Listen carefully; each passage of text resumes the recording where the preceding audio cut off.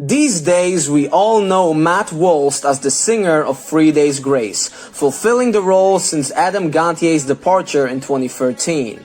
Now, this video is not about this, but I would like to start by saying that I do not dislike Matt in 3 Days Grace. In fact, I've actually been one of his biggest supporters since he joined the group. I've seen 3 Days Grace live with Matt as their singer twice, and I've had a blast both times. There, I said it. But let's forget about all that for a moment, and let's think back to and remember Matt's old band from before he joined 3 Days Grace, My Darkest Days. My Darkest Days were one of the few bands that were discovered and helped out by Nickelback frontman Chad Kroeger and his label 604 Records, with other notable examples being platinum-selling Outfits, Fury of a Dead Man, and Default. MDD's music wasn't anything deep. The band's sound was very chick-driven with various sex-oriented jams. They were basically a modern-day hair metal band, comparable with acts such as Hinder. A very different scene from where Matt Walst would end up, of course. My Darkest Days released 2 studio albums and had a pretty good run on rock radio, but what the group is easily most remembered for is their one huge hit, the lead single from their 2010 self-titled debut, Porn Star Dancing.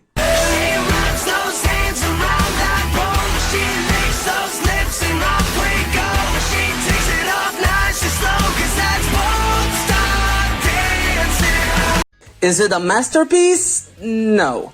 It's a song with a pretty simple structure and one-dimensional lyrics about sex, and its success was definitely helped by the features from Zakk Wylde and Chad Kroeger and the shock value from having porn star in the song title. This, however, was enough for the song to not only top the mainstream rock chart, but also get certified gold in the United States. This track is still actually a guilty pleasure of mine, and I do find myself coming back to it occasionally and even shamelessly singing along to the lewd lyrics. Yeah, I fear for what the comment section might think of me now. The other singles on the album, Move Your Body and Every Lie, also enjoyed decent radio play, with the latter probably being my favorite track on the record. Outside of the singles, there are also a few enjoyable deeper cuts, like The World Belongs to Me and the more emotionally driven Like Nobody Else and Save Me, with the former of those two incorporating some interesting storytelling in its lyrics about a girlfriend leaving for college, leaving the boyfriend full of doubt and fear of her leaving him.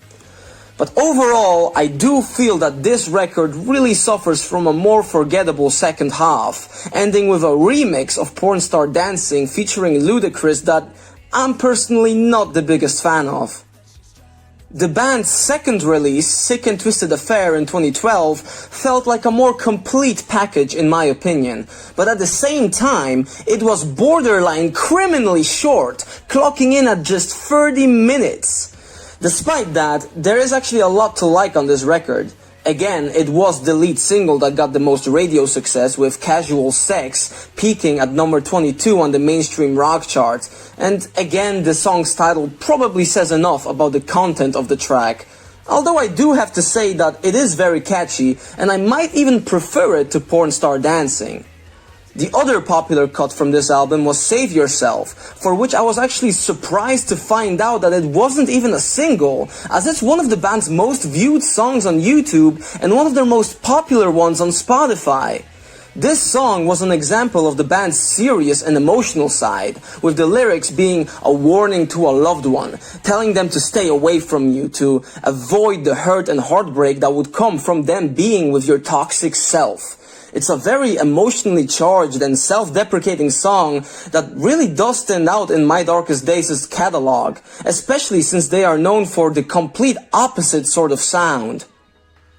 This more serious side of the band actually manages to shine through a lot on this second album, with the track Perfect in particular being a cut that really stands out to me. It's a song about heartbreak with some of the most relatable lyrics about lost love that I've ever come across, and I'm sure that it's something many could relate to. I think I could even go as far as saying that this is my favorite My Darkest Days song in general. Again, it really stands out to me, and only hits harder if you find yourself in a relatable situation.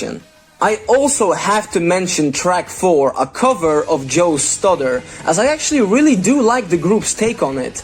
Like the original, it's super catchy and it's definitely one of my favorite songs here. Some other favorites of mine are the tracks Again, Gone and Love Crime. And all in all, I can definitely recommend you check out this record, especially since it is only about 30 minutes long. This would of course go on to be the outfit's final release, as Matt Walst would replace Adam Gontier and join his brother Brad in 3 Days Grace in 2013, leaving My Darkest Days in the dust. The other members have gone on to focus on their own projects as well, but a few months ago we did see Matt get back to playing some old My Darkest Days tunes on his social media, so who knows what the future might hold. So, while My Darkest Days certainly won't be remembered for any big contributions to the rock scene, they were definitely a fun band with many catchy choruses, and despite being overshadowed by their one big hit, there was definitely more to them than just porn star dancing. Call it butt rock, smut rock, whatever, there is no denying that the band had a good run, and it will be interesting to see them get back together for another album one day. But that's it for this video, guys. Tell me in the comments below what you guys think of My Darkest Days. Do you think that it was a better fit for Matt Walst? Do you want them to come back?